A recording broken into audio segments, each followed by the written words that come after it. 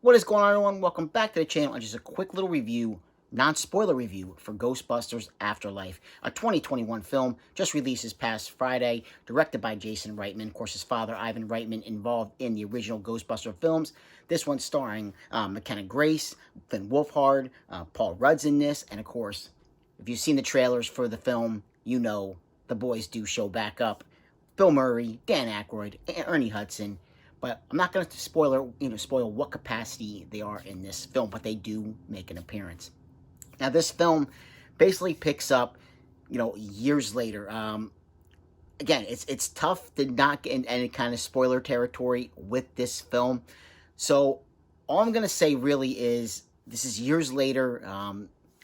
Obviously, Phoebe and Finn Wolfhard's character, which I cannot think of his name right now, they are the grandchildren of Egon Spengler. And they've gone to this farmhouse that Egon has left to their mother. And, Egon, obviously, we know Egon has passed away in the film. No surprise there, not being able to have Harold Ramis. It's a shame it took so long to get this film made and get an idea out, to bring everyone back together, and Harold Ramis not being around to be a part of this. But the film overall, I'm gonna say that McKenna Grace as Phoebe, she is fantastic. When you see this film, you truly believe that she could be the granddaughter of Egon Spengler. She does a great job of just capturing that spirit. Her friend, a young man who's in this film as well, who is her best friend in the film, he captures, right off the bat when we first introduced this character, he captures like a younger version of Dan Aykroyd. There's just a feeling it got a Ray Stantz kind of feel from this kid. Really great job. Everybody did a great job acting wise. Paul Rudd, obviously he's Paul Rudd. He does a great job, no matter what film he's in.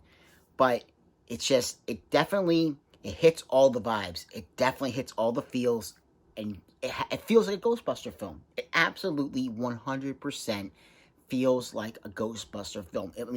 Obviously, aesthetic-wise, things have to change. It's been a long time since Ghostbusters 2.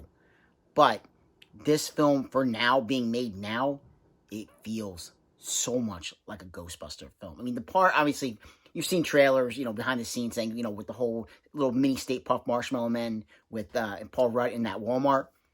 Great. It's still, even though you've already seen it, it's still great when it plays out to its fullest in the film.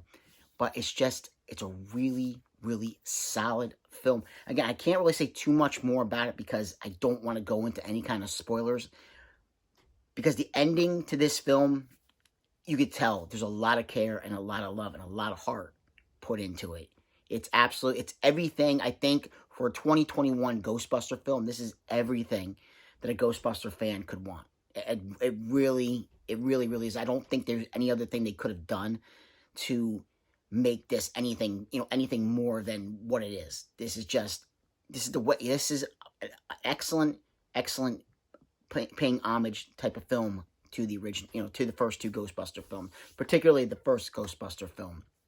And yeah, the guys, again, they're in here. I'm not gonna say how much they're in here or not in here, but these younger actors, especially like I said, McKenna Grace, Finn Wolfhard, they do a great job. They absolutely step into the shoes, and they do a fantastic job. Like I said, especially McKenna Grace. First time I've seen her in anything, and she blew me away. She really did. She truly felt like Egon's granddaughter. Absolutely, 100%. I don't think they could have found anybody else to play that role any better than what this young girl did. She did a fantastic job. And there's scenes at the in the beginning, the interactions and everything between all the characters, everything, and how it is done well, and how Paul Rudd is brought into. He's like the summer school teacher, and of course he gets involved, helping the kids. When, again, no spoilers, because we know in the trailer that Phoebe finds the ghost trap. So there's clips have been popping up on YouTube here and there, them opening the ghost trap and stuff. So Paul Rudd is involved in this because he's Paul Rudd. That's all I could say. He's Paul Rudd, and he does a great job, just interacting with these kids. great job all around from all the actors and actresses in this film. Anybody who was worried about, oh, they're bringing child actors in, no, they step up to the plate. 100% they step up to the plate and do a great job. I was basically smiling from the first scene all the way to the very end. And especially stay to the end. If you do go see the film, definitely stay to the end. And there are 2 end credit scenes, which I'm not going to get into, but there are 2 end credit scenes with the film. There's one that's actually right after the very last credit rolls, when they show like all the music that's in the film, the very, very end, stay, because there is another end credit scene.